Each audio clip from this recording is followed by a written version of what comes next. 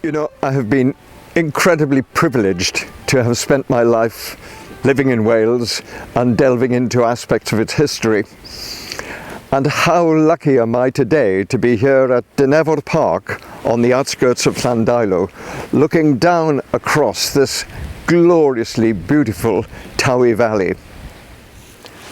There's a fantastic concentration of history here, from prehistoric burial grounds, Roman roads and forts, castles of the Welsh princes, and then a landscape that's full of the most glorious gardens. This truly is a magnificent place in terms of beauty and history. Of course, to do justice to this amazing landscape would require a complete series of films far beyond our capabilities. So today we're just focusing on one small aspect, but an important aspect of our folklore, history and culture.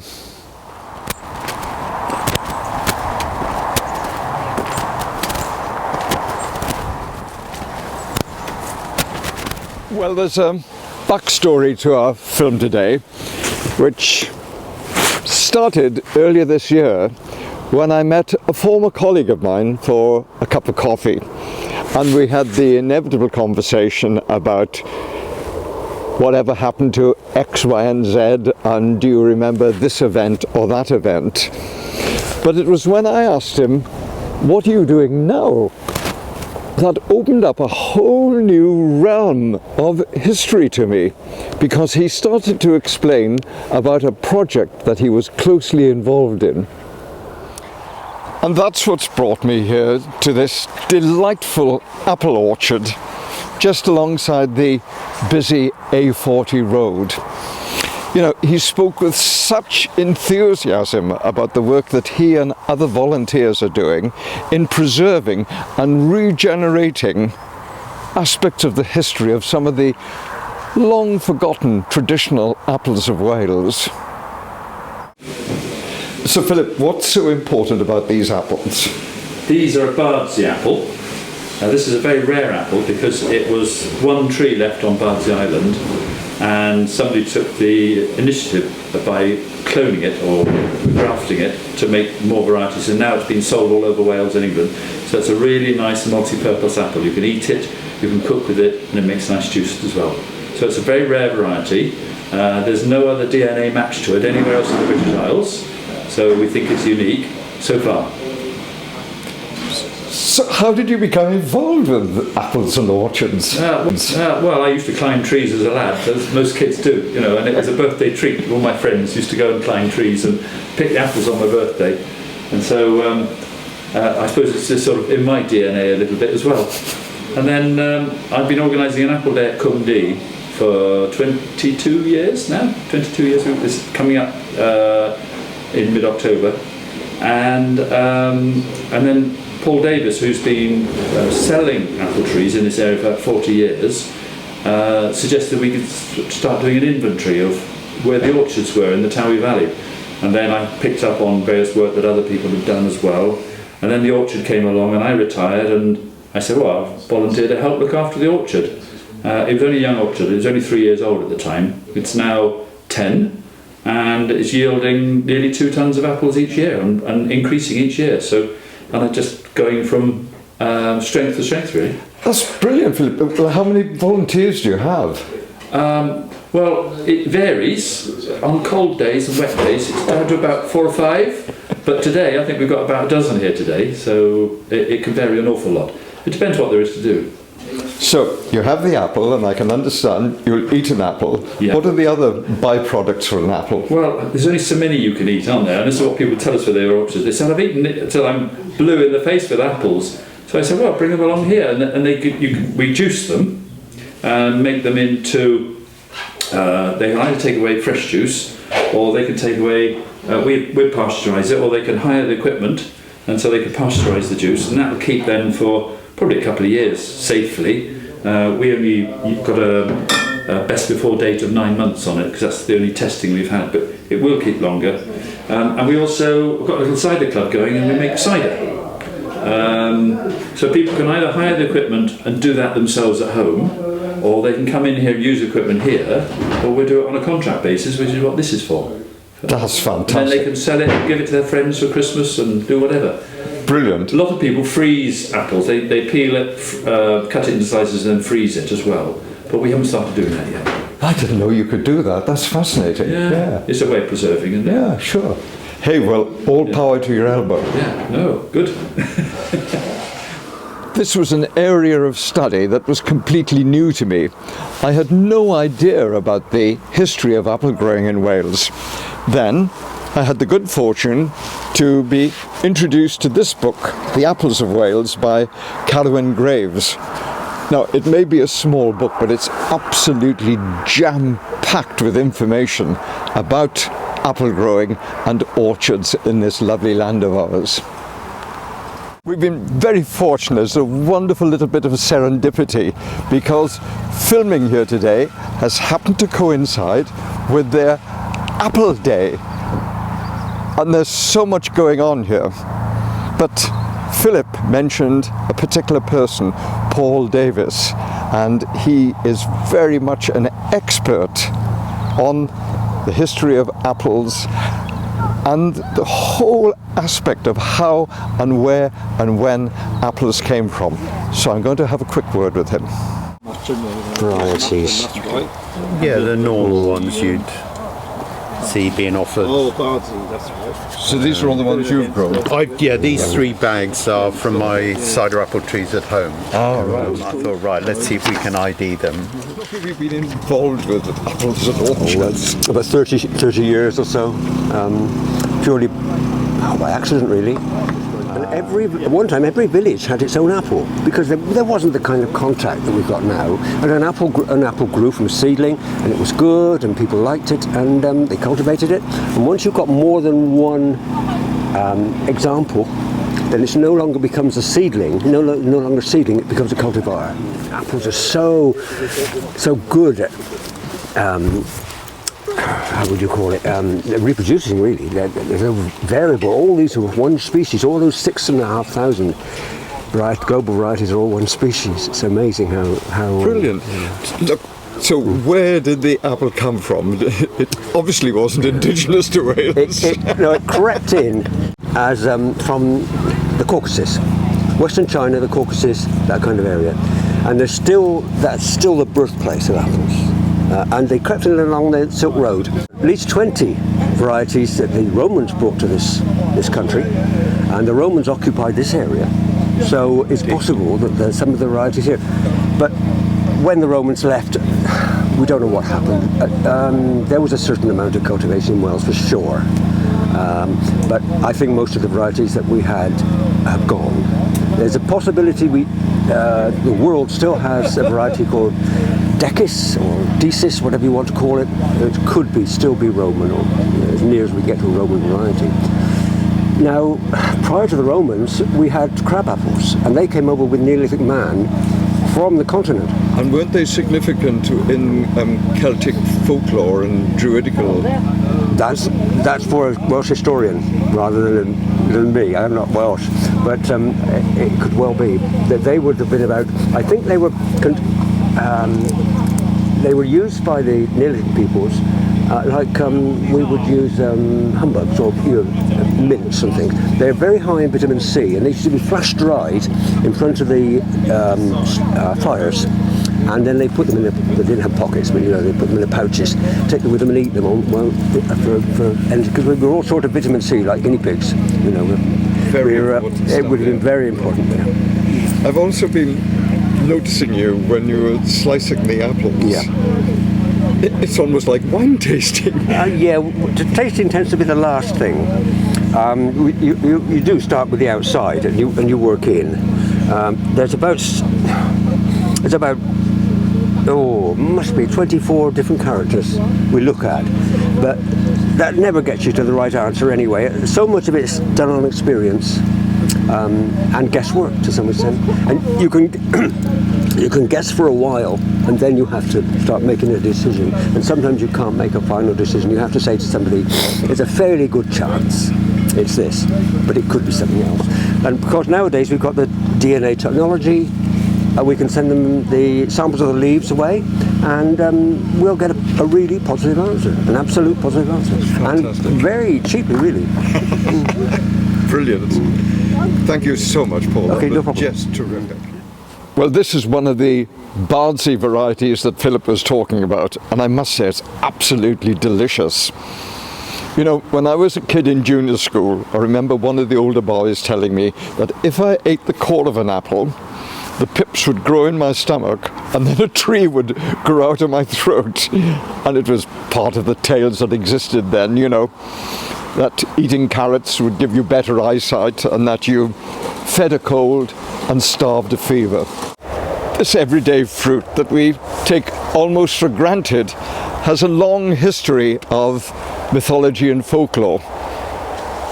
I've always been interested in that term, the apple of your eye. Well, there's a school of thought which says that the early doctors, the early medical people, saw that the centre of the eye was absolutely solid, and when they looked at it, they saw that it looked like an apple, hence the term apple of your eye. And also, the Latin word for a young boy was pupos. And likewise, for a young girl was pupae. And that's where we get the derivative of an early form of insect. And so, a pupil, or pupos rather, being quite small, when you go into school at a small age, you become a pupil. And so then when you look into somebody's eye, what do you see? But a reflection of yourself, but a much, much smaller, tinier reflection. Hence the term pupil, if you want to believe that. Most of us are familiar with the role as the apple as being the forbidden fruit in the book of Genesis in the Bible. But there are many other references as well. Greek mythology resonates with stories, including the golden apples of Atlanta and Melanion. And one of the 12 tasks of Hercules was to steal apples from Hesperides' garden. Now, hands up those of us who haven't been scrumping at one time or other. And then there was apple ducking, as we used to call it, at Halloween. And that was the wonderful game where you floated apples in a bowl of water, put your hands behind your back, and then you had to lean down and bite the apple. Or the apple could be hanging for a string and the same thing prevailed. But there's a lovely bit of Celtic folklore attached to that. If you managed to bite the apple at first go, then your marriage was going to be fine, perfect, and it would blossom perfectly. If you managed to bite the apple at second go, well, your marriage would take place, but it may not be that happy. Third go, or afterwards, then look out, it was going to be an absolute disaster. But what I find really fascinating are the traditions and folklore associated with apples. And I'm hoping to meet someone who knows so much about that subject. I'm just interested, Andrew, about some of the folklore associated with apples. Well, there's a whole range of folklore associated with apples going back a very, very long time, and you know, in the pagan and the Druid traditions, the apple has a significance of being like a gift or a blessing and bounty from nature, you know, and from the goddess particularly. And if you get an apple and you cut it in half, or cut it crossways, you find you have a pentagram inside. So there's a symbol of a pentagram, and this is linked, you know, scientifically. Yeah. It's one of the rosaceous trees, so it's got 5 petals, and that transfers into the fruit. In the folklore of Glastonbury, for example, that's the island of apples and the island of youth in the old Celtic Druid tradition. a form of heaven, I suppose, or an island of the other world, and it's always located somewhere in the west, off the coast. People were always trying to reach it, and people could reach it in their dreams or at certain times of the year, or in poetry and song, in the old tradition.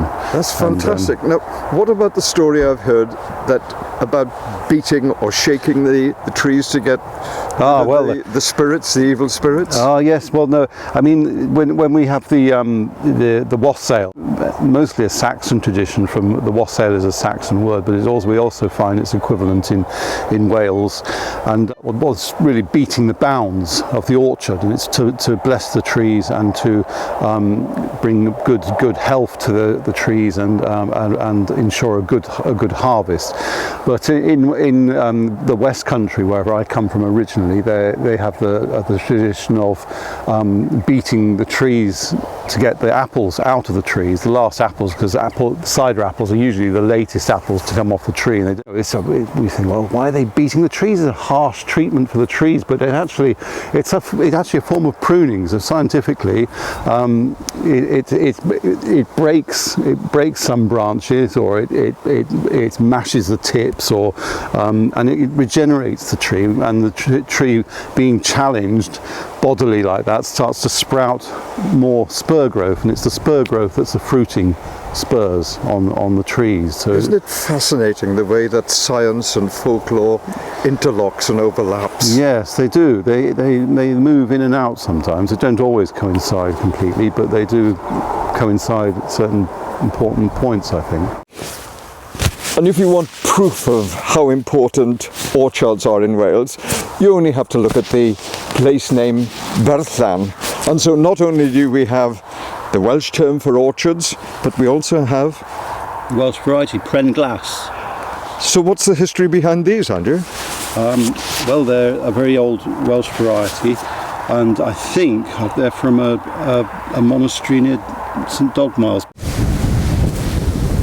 And then thinking about place names in the shadows of the past, well, there's the legendary King Arthur. And where did he live? He lived in Avalon. And there may be a nice Welsh connection there, because of course Aval is Welsh for apple. And we only have to look in the laws of Hywel Dda to see the significance of apples and orchards.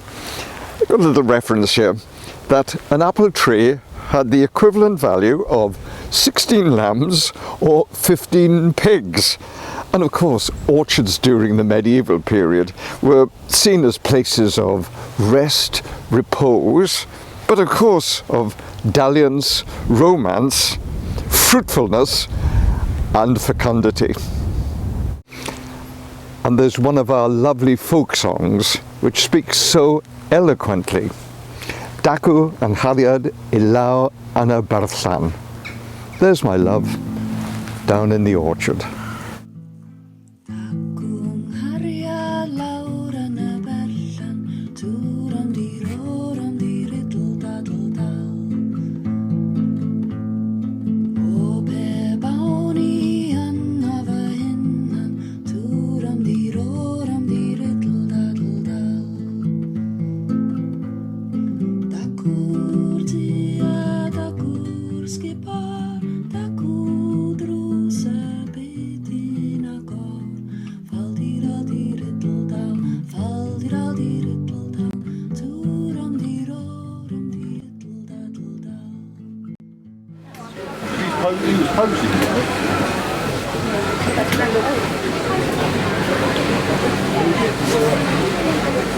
Out of interest, I checked online just how many songs that feature apples, and I found absolutely dozens of them, including the very famous one that was released by the Andrews Sisters in 1942, Don't Sit Under the Apple Tree.